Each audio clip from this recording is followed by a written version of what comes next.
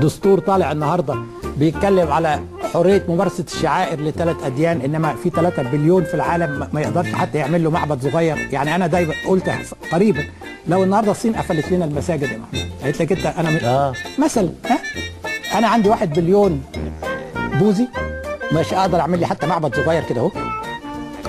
ما تقصنيش وما تقوليش انا المتحدث باسم الاسلام. ما انتاش ما قانونه اليوم هو اختطاف كل القوى الوطنيه من اليسار والوسط واليمين. جايبين لنا الفلول ترجعوهم تاني، جايين تتكلموا عن الشهداء، جايبين الفلول ترجعوهم تاني وجايين تكلمونا عن الشهداء.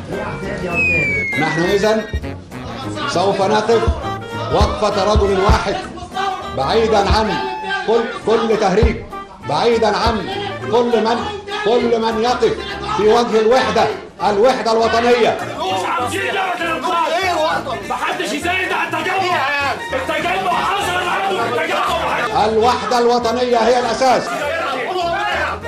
التعاون ده اتفضل يا حبيبي، مبروك عليكم انقاذوا مصر. لعبة الانقاذ الوطني هي اللي غرقت مصر. محدش فيه محدش مؤسس التجمع وزعيم التجمع كل الناس كانت فيه. دعني انقل لك فقره كتبها الدكتور محمد البرادعي متزعم جبهه المعارضه في اللحظه الراهنه. قال انا متحالف مع الفلول. اسمع قال والمفارقه بالنص، انا انقل لك بالنص. والمفارقه ان الثوار الذين اطاحوا بالسيد مبارك يتلقون الان الدعم من اعضاء حزبه القديم، إذ اتحدوا من أجل مواجهة مشروع إسلامي غامض يسعى لتنفيذه السيد مرسي ومؤيده. لا لو شئت أنقل لك الفقرة بالإنجليزية، لكن هي نفس المعنى، يعني أنا راجعتها ترجمة دقيقة. أراجع، لكن أنا لا أتحدث باسم ما فيش وقت عندكم. لا تفضل.